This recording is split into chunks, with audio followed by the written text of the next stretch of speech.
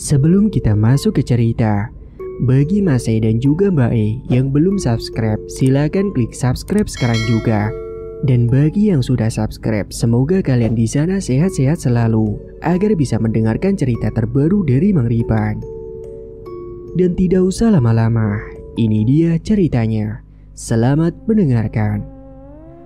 Mah, Papa berangkat dulu ya, ucap seorang suami yang bernama Reza kepada istrinya yaitu Aini. Aini pun langsung menyalami suaminya, sedangkan Reza mencium kening Aini dengan mesra, lalu segera beranjak pergi dengan menggunakan mobilnya. Setelah kepergian Reza, Aini pun membersihkan piring bekas sarapan mereka berdua, serta berbenah rumah sebagaimana kebiasaan istri-istri pada umumnya. Mereka tinggal di rumah mereka yang dibangun sendiri setelah menikah. Namun hingga usia pernikahan mereka yang kini sudah menginjak 5 tahun, tetapi mereka belum juga dikaruniai momongan. Reza ini punya sebuah usaha kios HP di sebuah mall, bahkan memiliki 2 kios, dan alhamdulillah lancar semua. Bahkan dari usahanya itulah, dia bisa bangun rumah yang mereka tinggali sekarang.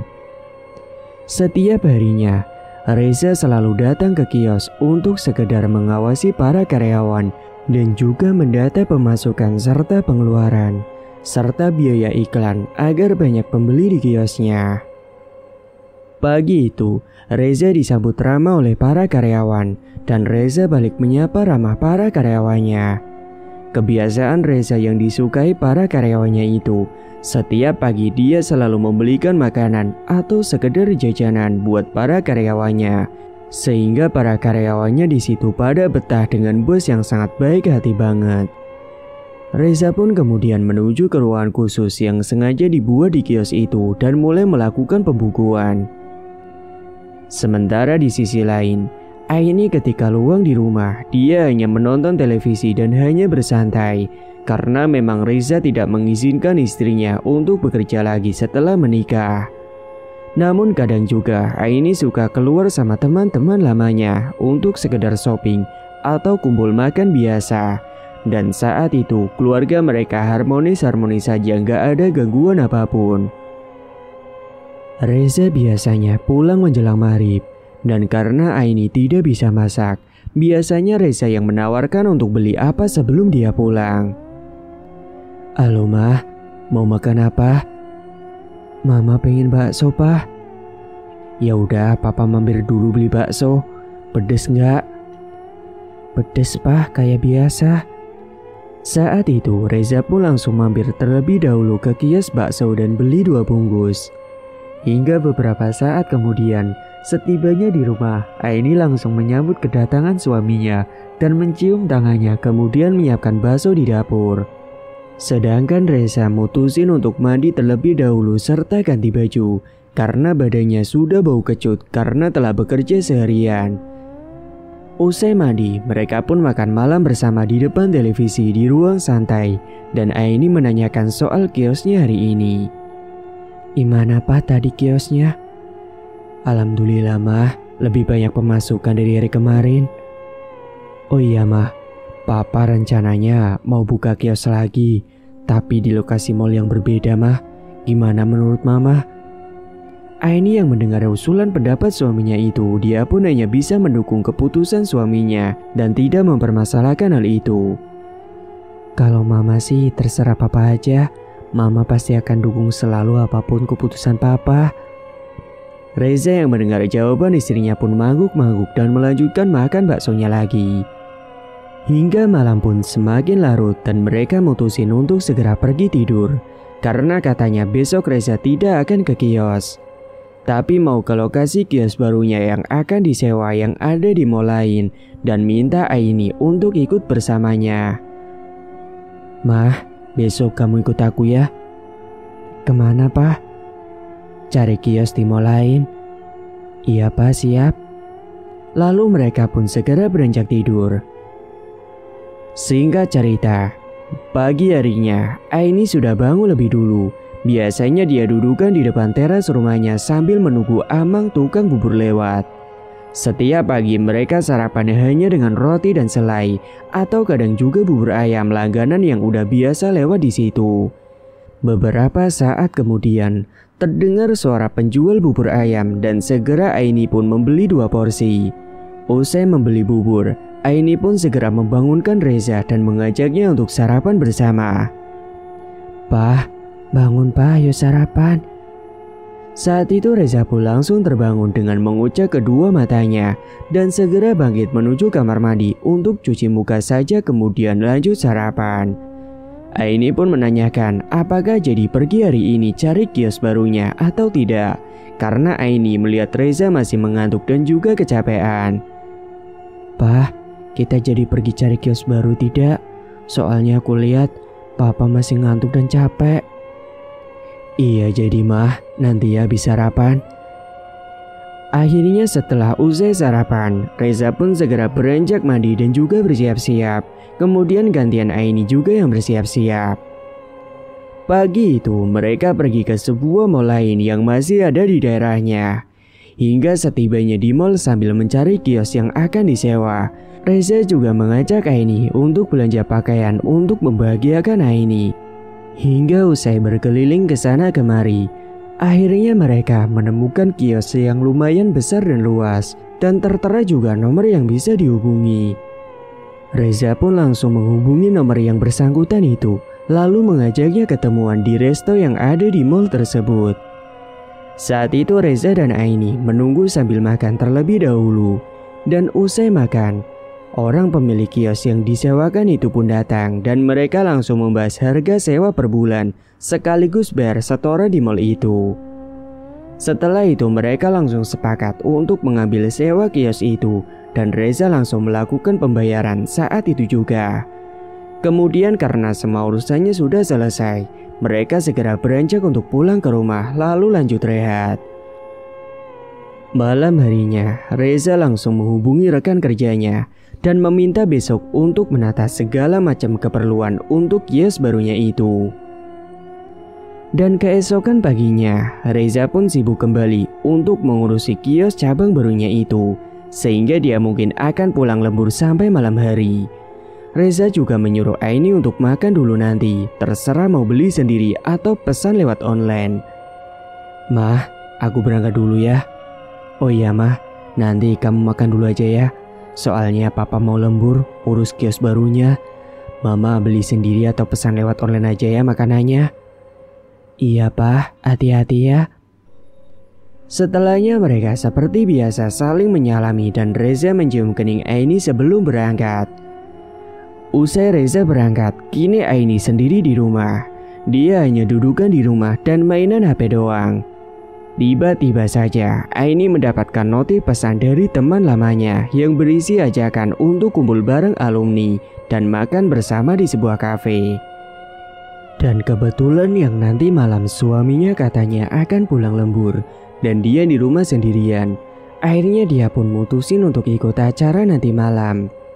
Aini pun langsung menelpon Reza untuk minta izin kalau dia akan makan malam di luar nanti, tapi tidak bilang kalau dia mau sekalian ada acara kumpulan reuni sekolah. Reza yang saat itu sedang sibuk tiba-tiba saja mendengar HP-nya berdering dan segera mengangkat telepon yang ternyata dari istrinya. "Halo, ada apa Mah?"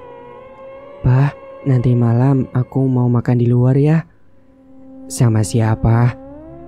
"Sama temen aku Pah, cewek kok." "Oh gitu, ya udah hati-hati ya. Pulangnya jangan sampai malam."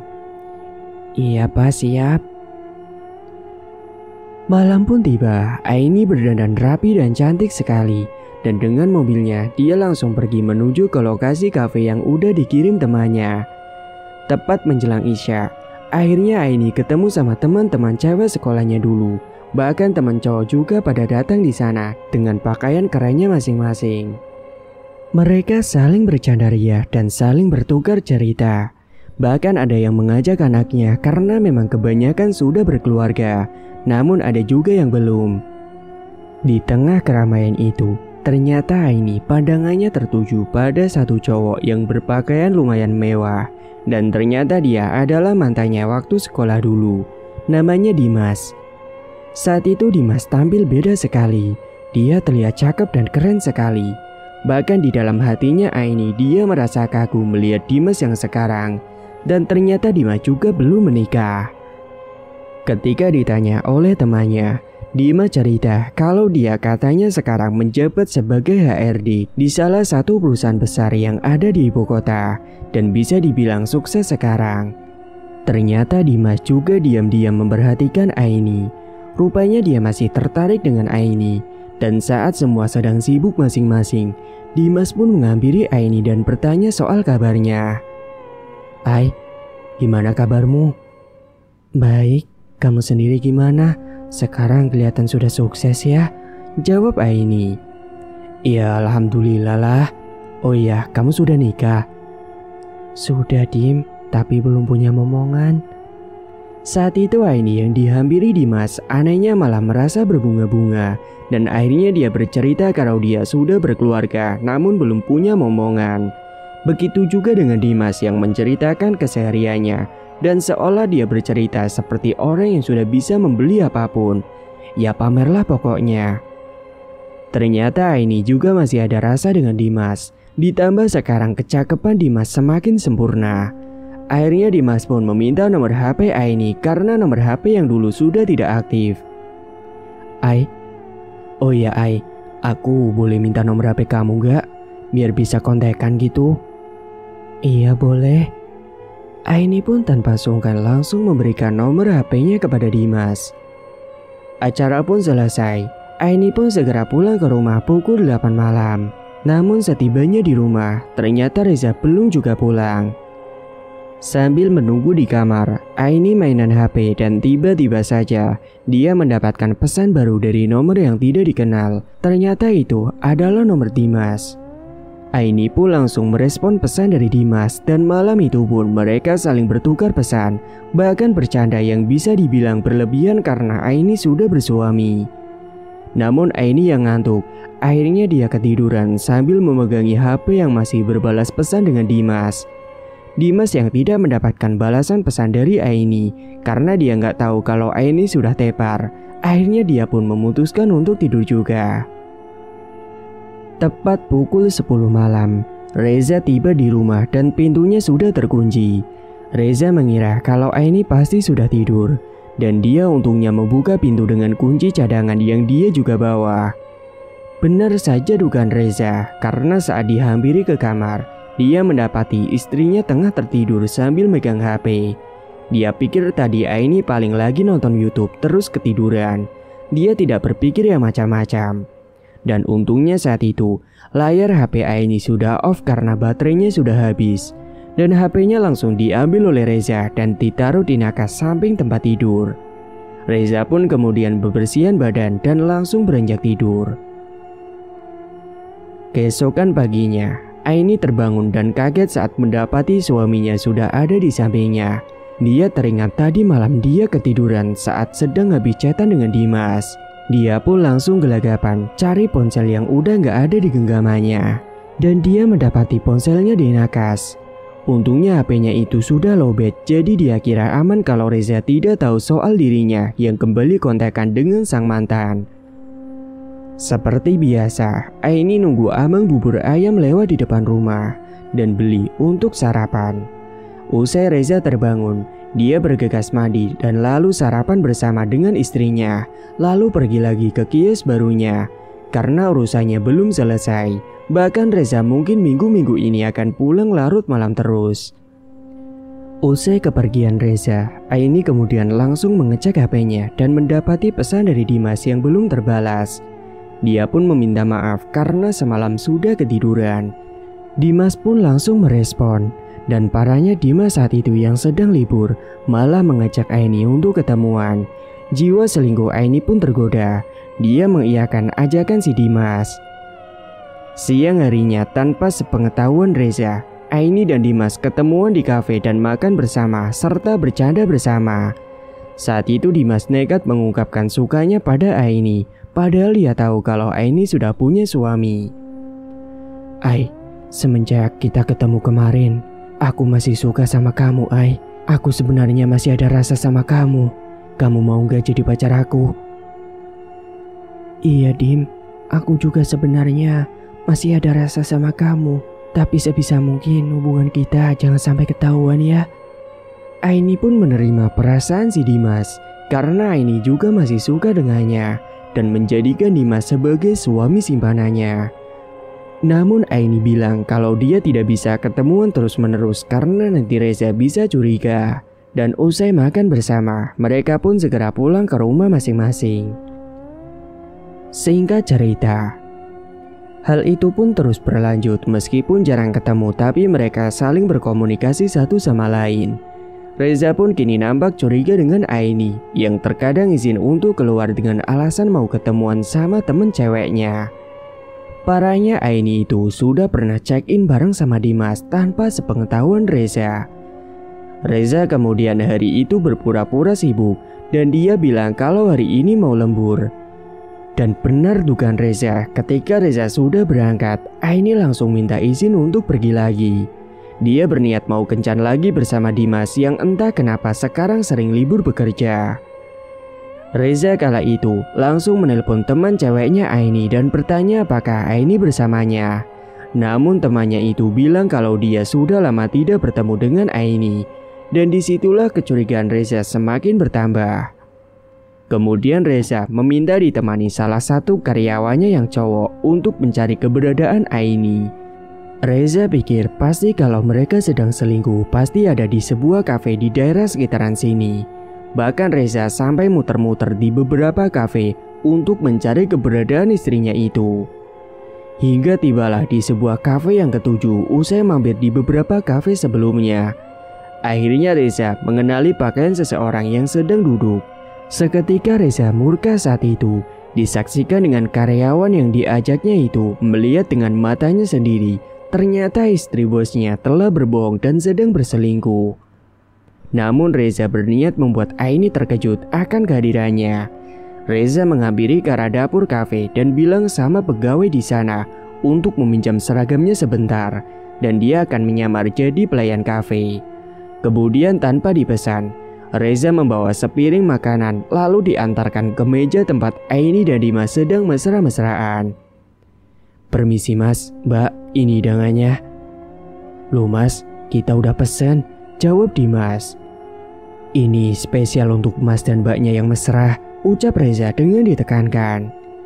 Mereka kedua heran karena mereka tadi udah pesan kenapa datang pesanan lagi. Dan saat Aini memandang ke arah pelayan itu, dia terkejut tak bisa berkata apa-apa. Dimas tidak tahu kalau itu adalah suami Aini. Reza pun seolah akting tidak kenal dengan Aini dan langsung beranjak pergi meninggalkan mereka berdua. Bahkan menghiraukan Aini yang sempat memanggilnya. Mas Reza, Mas Reza." Saat itu pun Reza dan karyawannya langsung pergi dari kafe itu. Dan kemudian Reza pulang ke rumah usai mengantarkan karyawannya itu kembali ke kios. Aini ketar-ketir kala itu dan minta langsung segera pulang ke rumah. Dia sempat menjelaskan secara singkat kepada Dimas kalau tadi itu adalah suaminya. Dan Aini juga tidak tahu kenapa Reza tiba-tiba ada di sana dan memakai baju pelayan. "Dim, itu suami aku." Kok dia pakai baju pelayan? Aku juga nggak tahu, padahal tadi dia bilangnya mau ke kios untuk urus kios. Kala itu mereka segera pulang ke rumah masing-masing. Dan setibanya di rumah, Reza sudah menunggu di ruang tamu beserta dengan sebuah koper besar berisi pakaian Aini. Reza nggak mau mendengarkan penjelasan Aini lagi karena dia sudah kecewa. Dia yang sudah susah payah banting tulang cari nafkah untuk istrinya, malah ditinggal selingkuh.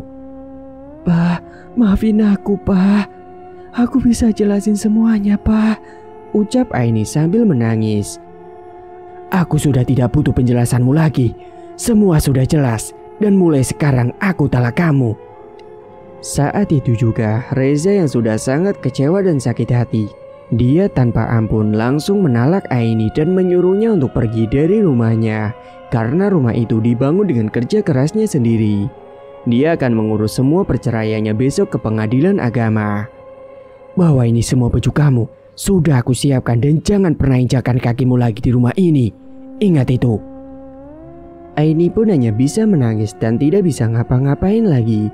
Hingga akhirnya dia pun pergi dari situ dan menyesal telah berselingkuh. Kemudian terpaksa Aini menghubungi Dimas dan minta dijemput. Akhirnya kini Aini mutusin untuk tinggal bareng dengan Dimas di rumah yang tidak terlalu besar.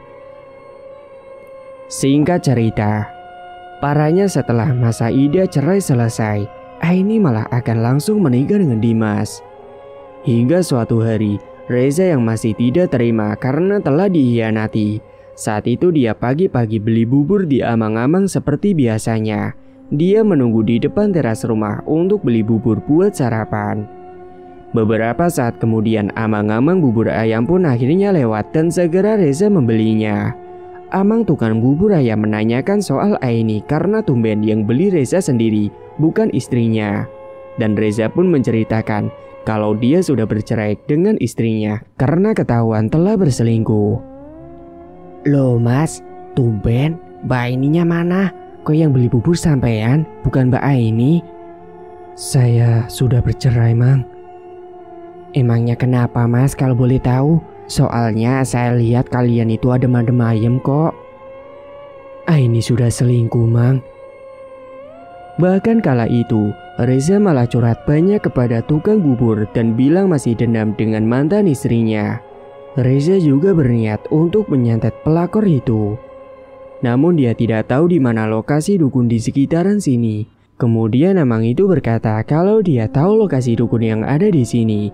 Dan dia pun memberi alamat lokasi dukun itu kepada Reza dan menuliskannya di sebuah kertas. Sebenarnya saya masih dendam, Mang, sama pelakor perebut istri saya. Dan saya ingin menyantet dia. Tapi saya tidak tahu alamat dukun di sekitaran sini. Kira-kira Amang tahu gak? Tanya Reza. Wah, saya kebetulan tahu mas. Bentar ya, saya tuliskan dulu alamatnya. Ini mas. Ya udah, makasih banyak ya, Mang. Iya mas, sama-sama. Ya udah, saya lanjut jualan dulu ya mas. Singkat cerita, sore harinya tanpa menunggu lama, Reza langsung mencari lokasi rumah dukun itu. Ternyata rumah dukun itu berada di kecamatan sebelah dan perjalanan yang dia tempuh tidak terlalu jauh. Dia menuju ke lokasi dengan menggunakan mobilnya. Hari itu dia tidak mengurus kiosnya terlebih dahulu. Hingga beberapa saat kemudian akhirnya dia pun sampai juga di lokasi rumahnya dukun itu. Sesampainya di sana ternyata rumahnya itu tidak terlalu besar dan terkesan tua serta angker. Akhirnya Reza langsung menyambangi rumah dukun itu dan langsung mengetuk pintu rumahnya terlebih dahulu. Setelahnya muncul seorang kakek-kakek tua yang sudah parubaya menemui Reza yang mengetuk pintu rumahnya. Namanya Badiro. Dia pun diajak masuk ke dalam rumah dan sesampainya di dalam rumah, dia langsung menjelaskan niatnya kepada Badiro. Mbah, saya mau menyantet seseorang, Mbah. Tolong bantu saya. Apakah kamu bawa foto targetnya? Iya, Mbah, aku bawa. Untungnya Reza punya gambar Dimas karena saat itu karyawan yang diajaknya saat di kafe berhasil memotret Dimas diam-diam. Lalu foto itu diberikan kepada Badiro dan hari itu juga mereka akan melakukan ritual. Badiro dan Reza kemudian masuk ke dalam ruangan ritual. Asap kemenyan sudah mengepul dan Badiro langsung merapalkan mantranya. Setelahnya beliau mengikat foto itu dengan boneka jerami dan diasapkan di atas kemenyan sembari ditusuk-tusuk dengan menggunakan jarum tajam. Badiro menusuk di bagian kaki, dada, dan juga tangan sampai beberapa kali. Dan anehnya dari boneka jerami yang ditusuk-tusuk itu mengeluarkan cairan merah seperti darah, membuat Reza yang melihat itu merinding ketakutan. Saat itu juga tiba-tiba saja hembusan angin masuk ke dalam ruangan tersebut. Dan tiba-tiba Reza dikejutkan dengan sebuah asap yang datang menghampiri Badiro. Namun asap itu tidak menampakkan wujud apa-apa. Semakin gemetaranlah Reza karena dia mencium bau busuk yang menyeruak masuk ke dalam hidungnya. Dan beberapa saat kemudian ritual pun selesai. Kemudian Badiro memberikan boneka jerami itu kepada Reza dan disuruh untuk pendem di kuburan nanti. Bawalah boneka jerami ini dan nanti kamu pendem di kuburan terdekat. Baik, Mbah. Ini mantranya. Nanti kamu bacakan saat sedang menguburkan boneka jerami ini. Imbu Mbak Diro sembari memberikan kertas mantra. Iya Mbah, nanti akan saya lakukan. Reza pun paham dan kemudian dia segera pulang. Tidak lupa sebelum pulang dia membayar maharnya terlebih dahulu. Di dalam perjalanan pulang, dia langsung mampir terlebih dahulu di sebuah kuburan yang sepi dan langsung menguburkan boneka jerami yang diberikan oleh Mbak Diro. Kebetulan kala itu pukul 9 malam saat dia pulang dari rumahnya Mbak Diro. Sesampainya di kuburan, dia langsung menggali tanah untuk menguburkan boneka jerami itu. Tapi saat dia sedang menguburkan boneka itu, tiba-tiba ada hembusan angin kencang datang membuat suasana di dalam kuburan itu semakin mencekam. Reza pun langsung merinding ketakutan.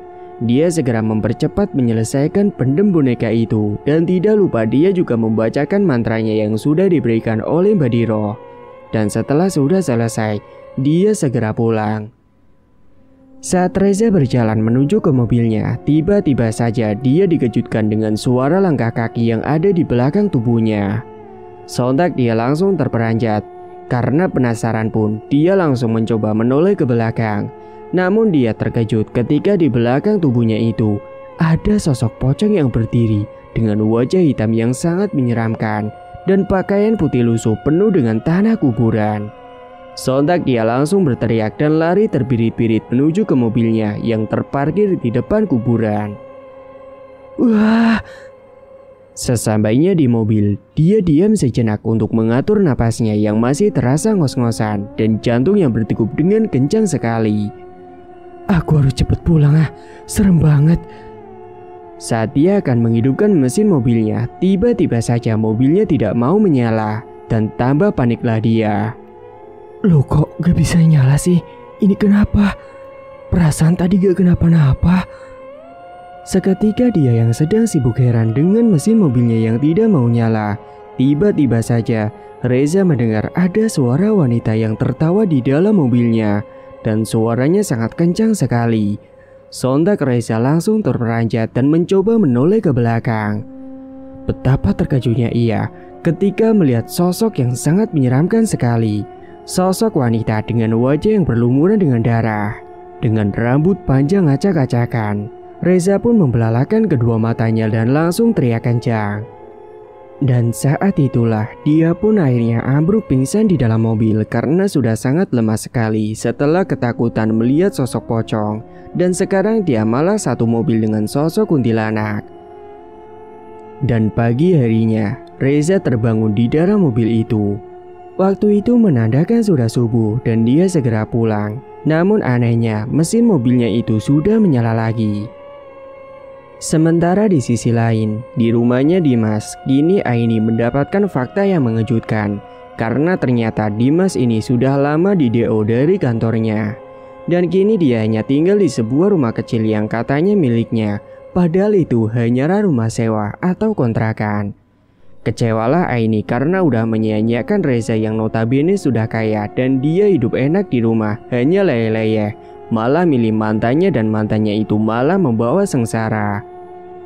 Hingga suatu malam, Dimas ini tiba-tiba terbangun dan merintih kesakitan pada dadanya yang sulit untuk bernapas, serta kaki dan tangannya yang terasa mati rasa.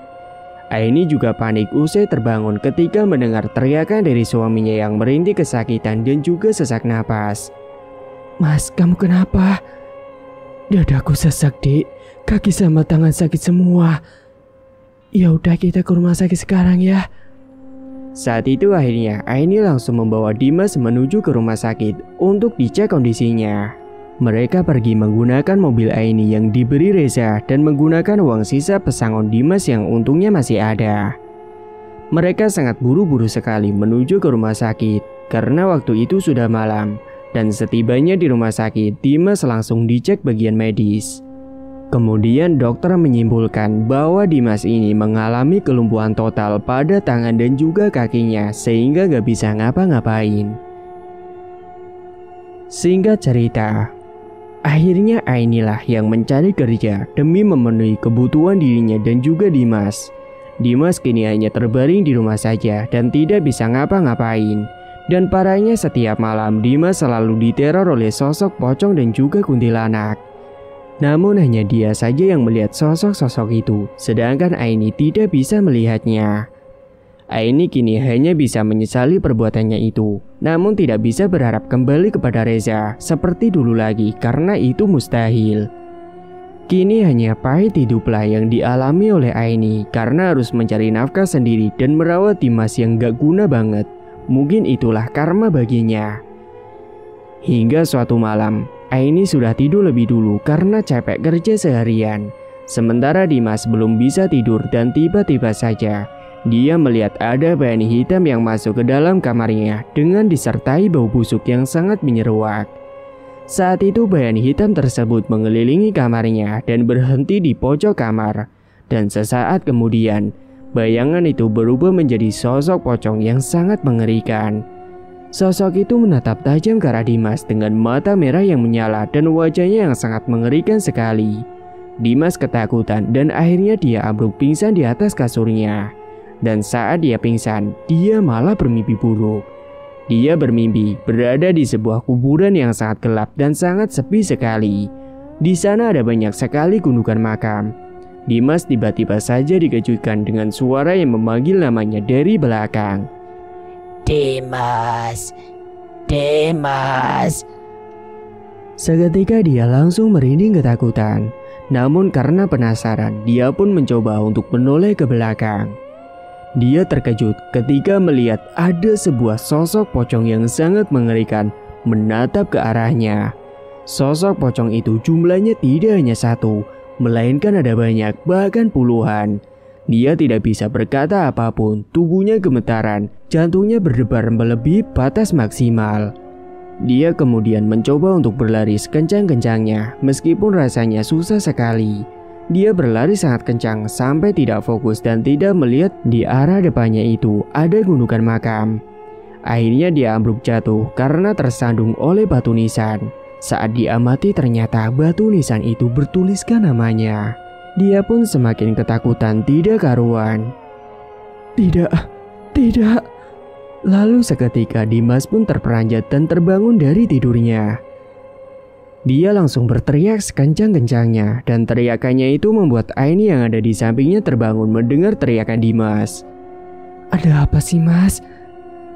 Saat itu Dimas terlihat ngos-ngosan, napasnya tidak beraturan dan jantungnya berdegup sangat kencang sekali dan tidak menjawab pertanyaan Aini.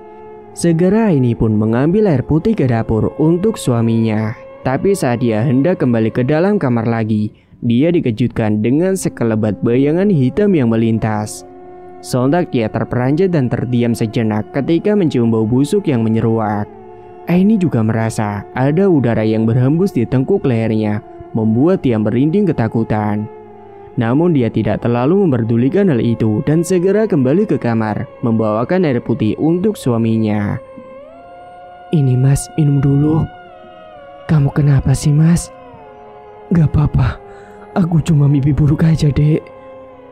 Ya udah tidur lagi, gak usah dipikirin. Kan itu cuma mimpi, Mas. Aku mau ke kamar mandi dulu ya bentar. Tiba-tiba, Aini kebelet buang air kecil dan segera pergi ke kamar mandi. Sesampainya di kamar mandi, tiba-tiba saja Aini mendengar ada suara wanita yang menangis. Padahal waktu itu tengah malam dan itu membuat Aini merinding ketakutan. Seketika juga dia dikejutkan dengan suara seperti langkah kaki yang sangat besar sekali berjalan menuju ke kamar mandi. Sontak Aini pun terkejut karena dia berpikir kalau suaminya kan tidak bisa jalan, tapi kok ada suara langkah kaki. Dia pun semakin ketakutan dan juga gemetaran dengan suara langkah kaki tersebut dan tidak berani keluar dari dalam kamar mandi. Akan tetapi Aini pun akhirnya mencoba memberanikan dirinya untuk keluar. Dan saat keluar ternyata tidak ada apapun di sana dan dia merasa lega. Namun baru beberapa langkah dia berjalan, tiba-tiba saja dia kembali mendengar suara langkah kaki dari belakang tubuhnya dan langkahnya sangat berat sekali. Aini juga mendengar ada suara yang menggeram di belakang tubuhnya. Karena penasaran dia pun langsung menoleh ke belakang. Dan betapa terkejutnya ia Ternyata di belakangnya itu ada sosok tinggi besar berwarna hitam dengan kedua mata merah menyala. Sontak Aini pun langsung teriak dan ambruk pingsan di lantai. Sementara Dimas yang mendengar teriakan Aini tidak bisa berbuat apapun karena dia tidak bisa berjalan dan hanya berbaring di kasur. "Aini, kamu kenapa?" teriak Dimas. Karena Aini pingsan dan tidak muncul-muncul saat itu, akhirnya membuat Dimas tidak bisa tidur sampai pagi tiba. Akhirnya dia kepikiran mimpinya. Hingga keesokan paginya, Aini pun tersadar sendiri dan dia langsung beranjak bangun menghampiri Dimas di dalam kamar. "Dek, kamu kenapa?" "Semalam aku pingsan, Mas." "Pingsan kenapa?" "Aku lihat semalam dari kamar mandi ada sosok tinggi besar sangat menyeramkan sekali, Mas." "Kamu paling halu kali." "Aku beneran lihat, Mas." "Ya udahlah kalau kamu gak percaya, aku mau siap-siap berangkat kerja dulu, sama siapin sarapan dulu buat kamu." Saat itu akhirnya Aini pun sudah menyiapkan sarapan untuk Dimas. Dia pun beranjak berangkat bekerja. Dia bekerja di sebuah toko sembako menjadi pelayan yang bantu-bantu di sana. Di sisi lain, Reza sekarang hanya fokus mengembangkan bisnis kiosnya dan sudah mencoba melupakan Aini. Dan sekarang dia sudah memiliki kekasih pujaan hatinya yang baru. Namanya Rini. Dia menemuinya saat dia sedang membeli HP di kiosnya. Dan saat itulah Reza yang melihat Rini langsung jatuh cinta pada pandangan kedua. Karena pandangan pertama dulu di matanya. Kebetulan waktu itu Reza sendirilah yang melayani Rini. Karena karyawannya sedang sholat, Reza pun mengajak Rini berkenalan bahkan sampai tukeran nomor HP. Dan setelah mereka menjalin hubungan, Reza berniat akan segera menikahi Rini. Calonnya ini cantik sekali dan baik hatinya serta soleha. Singkat cerita, Reza dan Rini pun akhirnya sudah menikah. Gadis itu menerima Reza apa adanya meskipun dia tahu kalau Reza sudah menjadi duda.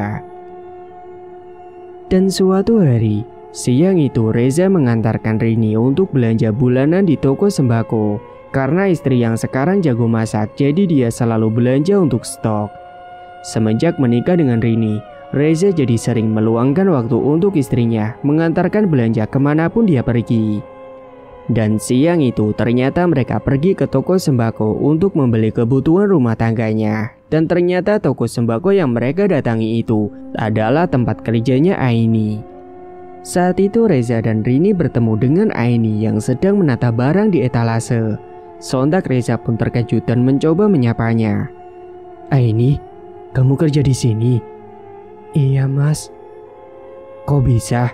Bukannya suamimu dulu kaya raya?" "Mas Dimas sekarang lumpuh, Mas. Dan di rumah saja tidak bisa ngapa-ngapain. Sekarang aku yang harus cari kerja, Mas." "Ya ampun, aku turut prihatin ya, Nik," jawab Reza berpura-pura merasa iba. "Iya, Mas. Aku minta maaf ya, Mas. Dulu sempat tinggalin dan nyakitin kamu. Sekarang aku nyesel, Mas. Tapi aku tidak bisa berbuat apa-apa. Semua ini mungkin karma buat aku." "Sudahlah, yang lalu biarlah berlalu. Aku sudah maafin kamu kok. Oh iya nih, ini kenalin istriku. Kenalin namanya Rini." Reza juga mengenalkan Rini kepada Aini.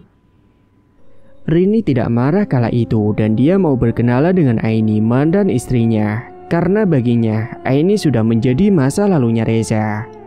"Istrimu cantik, Mas, dan soleha. Kamu pantas mendapatkan yang terbaik." "Ya udah kalau gitu aku belanja dulu ya." "Iya, Mas." Saat itu Aini hanya bisa merenung semua yang sudah terjadi. Dia menyesal akan tetapi inilah kenyataan yang harus dia terima karena dulu telah meninggalkan Reza. Kala itu Reza yang mendengar kalau suaminya sudah lumpuh dan tidak bisa apa-apa. Reza pun sangat puas dan senang karena akhirnya bisa balas dendam. Dan melihat penderitaan mantan istrinya yang sekarang yaitu Aini. Namun di sisi lain dia merasa iba dengan Aini. Dia yang berpura-pura baik dan merasa iba saat itu, padahal sebenarnya di dalam hatinya sangat senang sekali karena melihat mereka hidup menderita.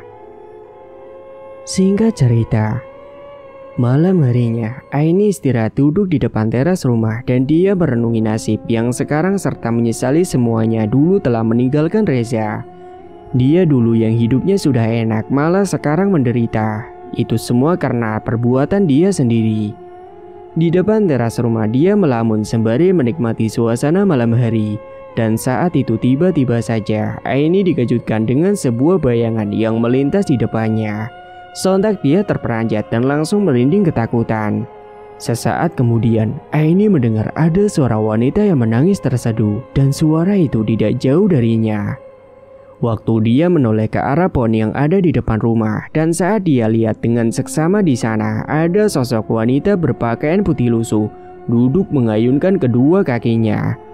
Kemudian sosok wanita itu menoleh ke arah Aini sampai kepalanya memutar 180 derajat. Dan wajahnya sangat menyeramkan sekali, disertai dengan tawa yang mengikik, padahal sebelumnya sosok itu menangis terseduh-seduh. Aini pun langsung teriak kencang, karena takut dia pun segera masuk ke dalam rumah berlari terbirit-birit. Dia masuk ke dalam kamar dan langsung tidur menenggelamkan tubuhnya di balik selimut dengan napas yang ngos-ngosan.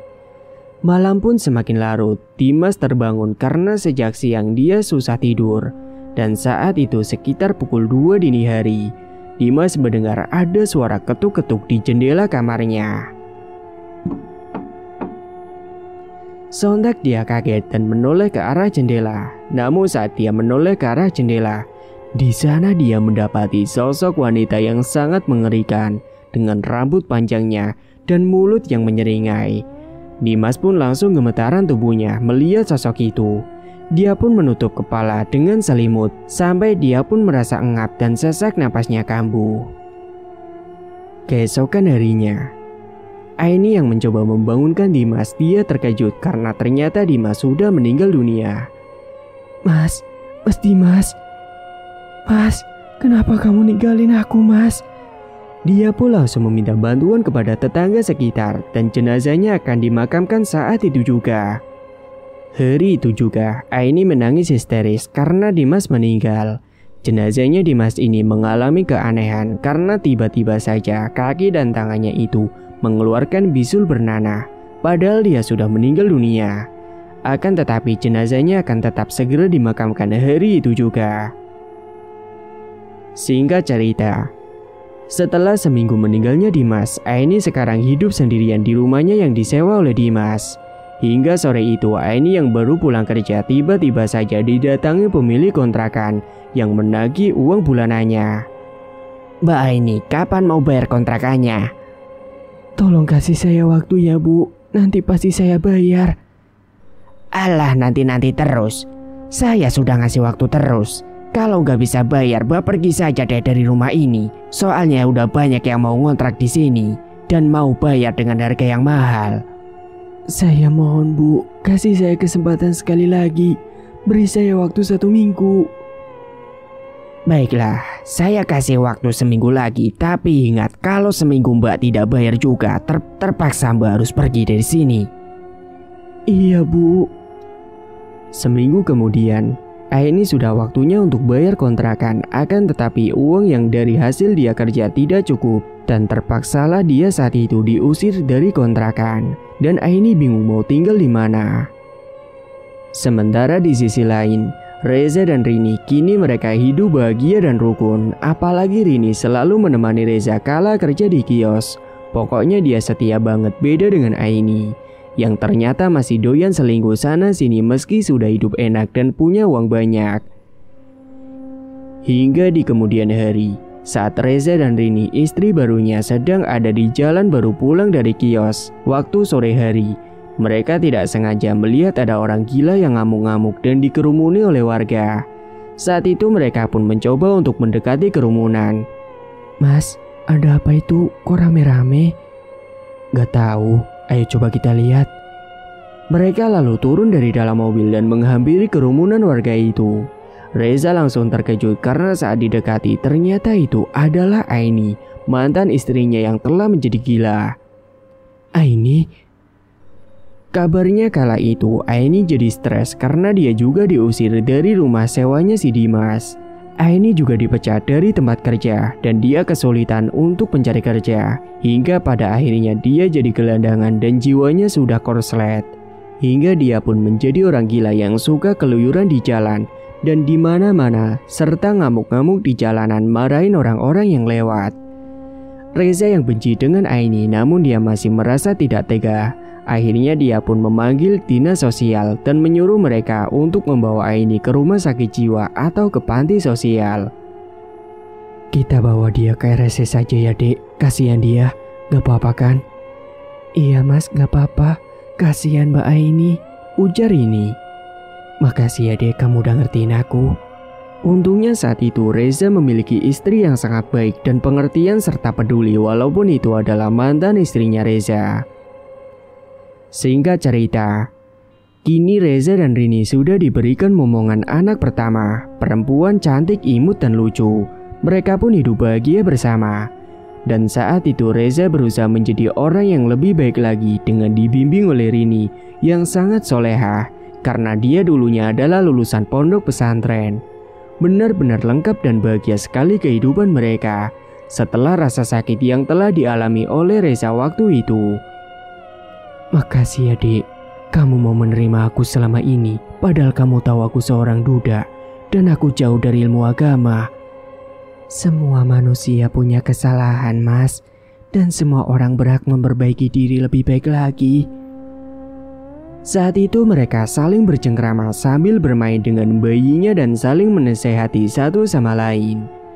Reza benar-benar sudah berubah semenjak hidup berumah tangga dengan Rini. Tidak seperti dulu yang lalai dengan ibadah karena selalu sibuk mengurus kiosnya. Reza sangat beruntung dan bersyukur sekali bisa menikah dengan Rini. Pesan kali ini, jangan sia-siakan orang yang bersama dengan kita dan jangan tergiur dengan harta benda atau melihat penampilan orang saja yang belum kita kenal lebih dalam. Penyesalan memang akan selalu datang di akhir.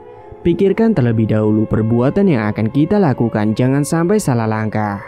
Karena setiap perbuatan pasti akan ada balasannya sendiri. Apa yang kita tanam itulah yang akan kita tuai. Tamat, cerita pun selesai. Terima kasih bagi Mas E dan Mbak E yang sudah setia menyimak cerita ini sampai akhir. Dan bagi yang belum menekan tombol subscribe, silakan klik tombol subscribe sekarang juga. Dan semoga kalian semua dimanapun berada selalu sehat-sehat semua dan dimudahkan segala urusannya.